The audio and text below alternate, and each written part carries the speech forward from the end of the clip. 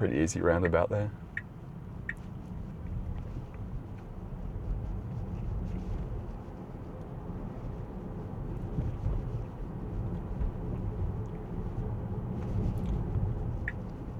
Yeah, it picks the right lane going into the roundabout, which is good because we're going to be turning left up at these lights.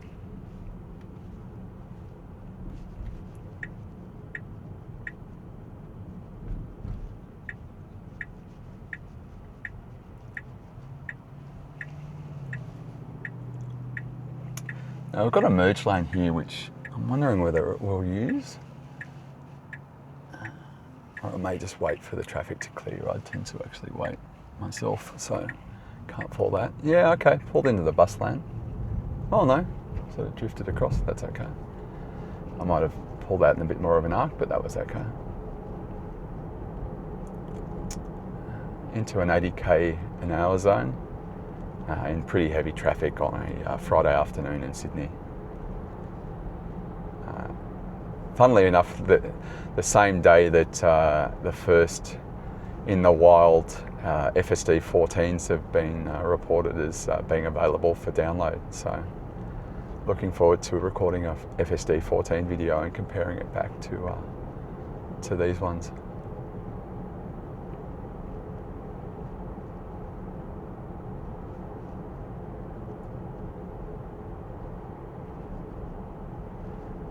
Yeah, 62. I might pull out if I were driving manually. We're 20 under, but it just seems quite happy to be keeping to the traffic. Bit of a slow coach, the old 13. I might get across.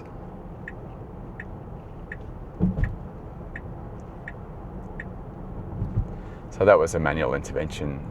I guess FSD just would have sat behind the slow-moving traffic otherwise. Hopefully 14's a little bit more assertive depending upon its speed profile.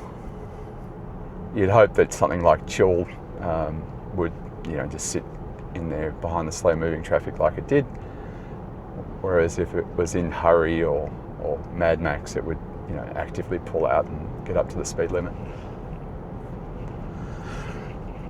Excuse me. Yeah, so going really well here, 84, 83 in an 80 zone, that's up with the traffic, and around about where I'd be, it might be a little bit higher than that, to be honest, but it's perfectly reasonable. Let's hit a 70 zone, which it hasn't realised because it was obscured by that van as we went past. So that's kind of interesting. It really is using the visual cue for the speed zone change. So in reality, we should be at 70 here.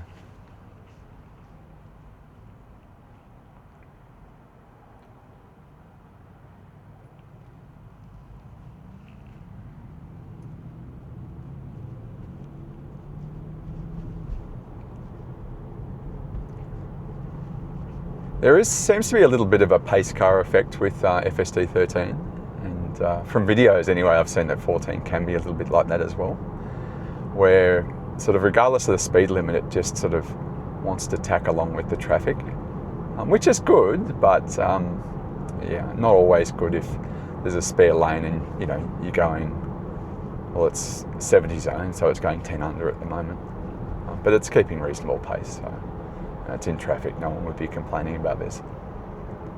Doing really well.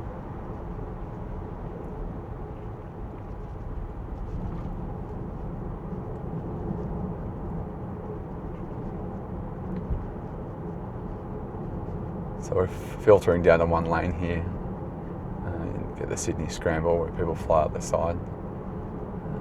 But it didn't have to deal with that today, which is good. Pothole. Oh yeah, not too bad. I haven't seen FSD 13 beyond once or twice actively avoid a pothole, and from what I understand, FSD 14 is not doing that yet either. But on the odd occasion, it has actually wheeled around, some bigger potholes when they've been pretty visible and it's been going at slower speeds. So there's definitely some logic in there around pothole avoidance. It's just probably not very well cooked.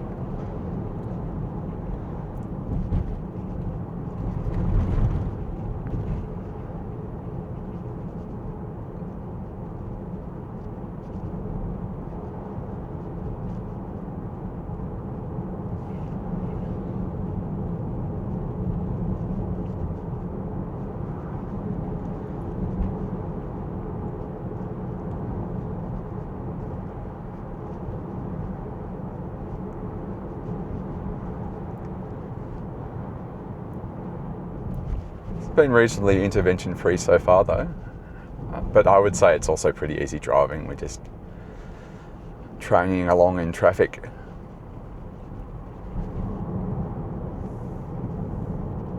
There's also the nervous twitch that FSD has with the dry wipe.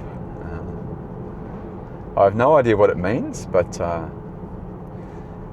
it wasn't in that case, but sometimes it seems to align when I guess the computer is thinking about a situation. You almost get like a nervous dry wipe. It's funny, it sort of almost gives the car a little bit of personality. But if I had my choice, I would prefer that the car didn't drag my wiper blades across a dry screen.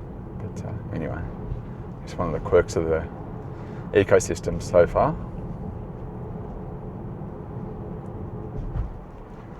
The wipers themselves work pretty well.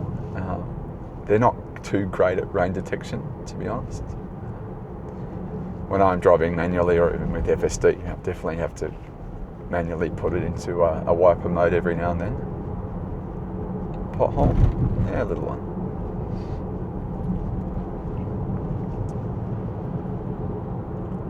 So we're up to speed now, there's 2 lanes. If I was going the speed limit, I'd tend to pull over the left lane. And I might actually encourage that because I'm not a right lane sitter.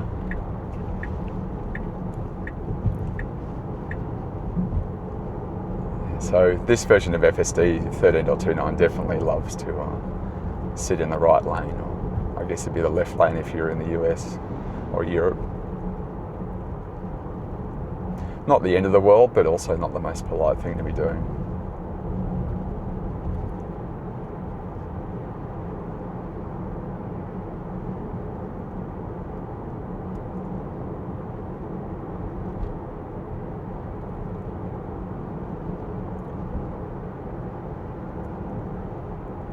So into the 80k zone, so about 75, which is good.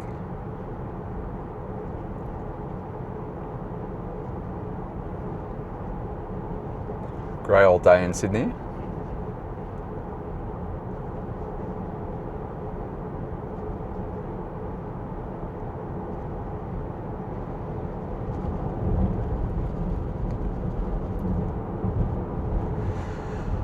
So we're going to come up to an intersection where another lane's added. And my experience of FSD 13 is it definitely likes to, if it is already in the left lane, it likes to stay there. I guess a bit like the right lane if it's out sitting. And that's kind of not ideal for this intersection that's coming up because you get a merge lane from the left lane. So that causes kind of congestion in this lane.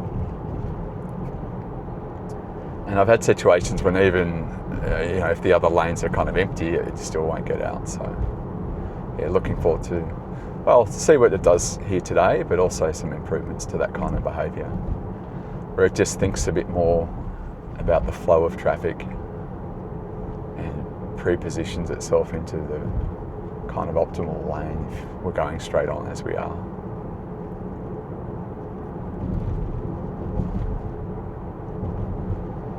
Doing sort of 7 to 10 under, but again matching traffic and coming up to an intersection. So you can see up here running 2 lanes, they're pretty empty. It's not ideal to be staying behind this truck. I might actually get it over. And I might try and get it over one more. Will it do it? No, it will not. That's kind of confusing for the guy coming in this lane. I'll disable that. Yeah, so look, it does take some encouragement at times. Nothing would have gone wrong there. I just would have been stuck behind a really slow truck up there, and also had to encounter the merge lane that's a bit further up. If I was driving by myself, I would have pretty much indicated earlier across probably to that far right lane, which will get the best flow through in the next little bit.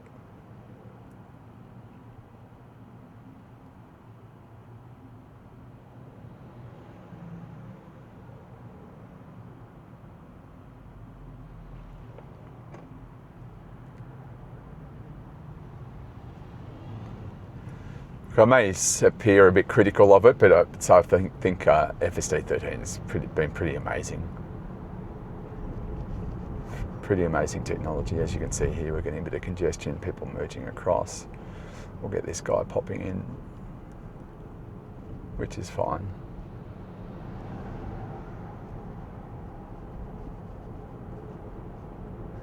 But I'd be wanting it to hit the right lane by now. It's completely empty now, so yeah.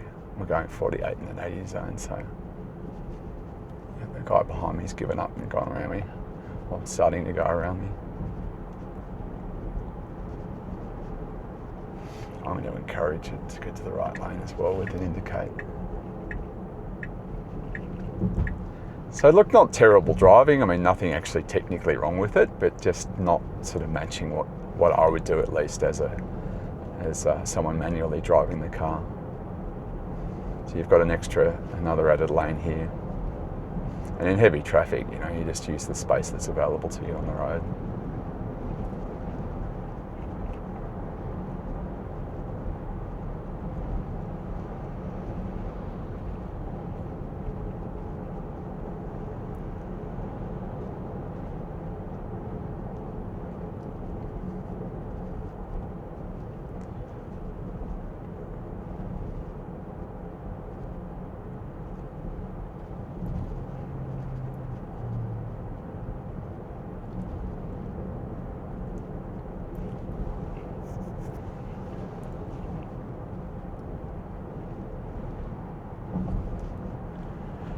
I'm assuming that the car's much more efficient though when it's driving an FSD compared to how I drive this one, which it's a Model Y performance, so I drive around pretty much in sport suspension and insane mode most of the time. Still haven't got tired of the acceleration, so I'm sure that the way that this is driving is far more efficient than that. So longer range, if a little less fun.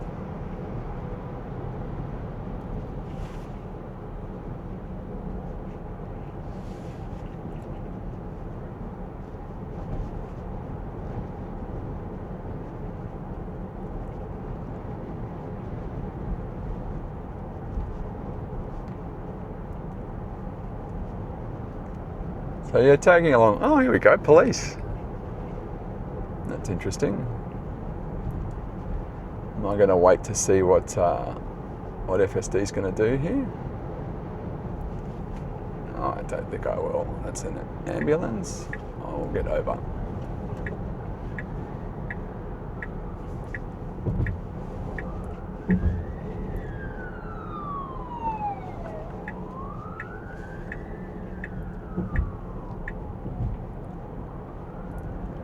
Yeah, so I didn't really want to ruin someone's chance at life by running that through an FSD test to see whether it was going to pull over or not. So I believe that, I don't know what would have happened, to be honest. I know that there's versions of FSD that do sort of recognise emergency vehicles, but I'm not going to play around with that if it's someone who needs some help, and he seems to be in a pretty big hurry up there.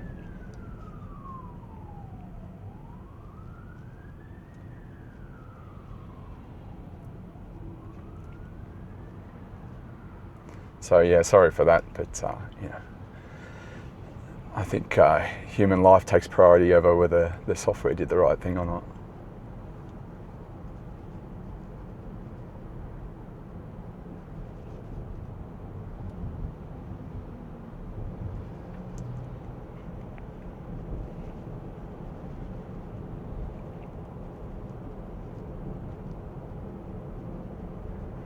I noticed that I did back then to get over for that emergency vehicle, I did stay in FSD, but I did have to indicate a couple of times when it was open to get over. But yeah, I could eventually did it.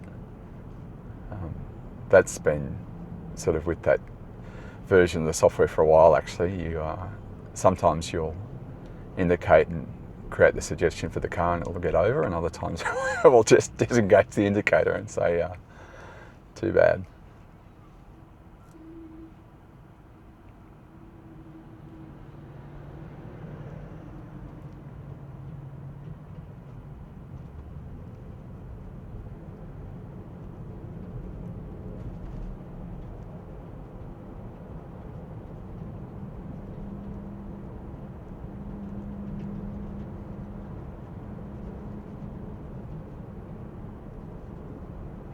So it's picked up the school zone here too, which is good. You can see it's going under 40 kilometres an hour, and there's a conditional, I guess, limit here of 40 with a little symbol of a clock there. So it's done well there, picking up that. As I said, Sydney siders do speed and pretty aggro drivers, but one thing they do is they tend to respect the speed limits within school zones.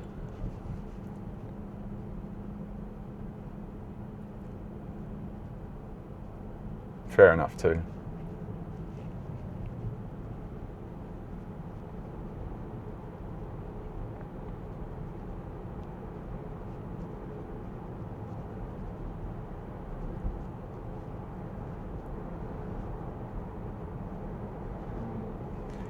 So pretty heavy traffic here. It's going to be, I'm assuming it's going to go down to the traffic lights to turn right.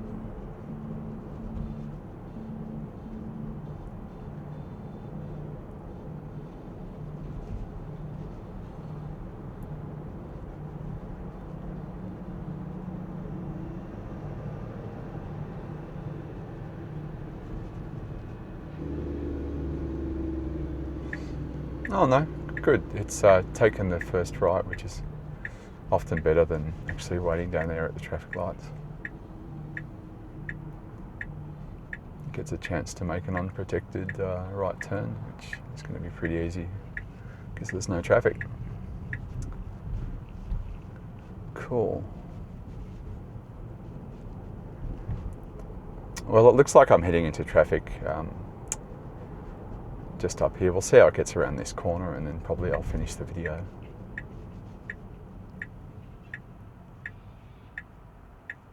But yeah, pretty uneventful.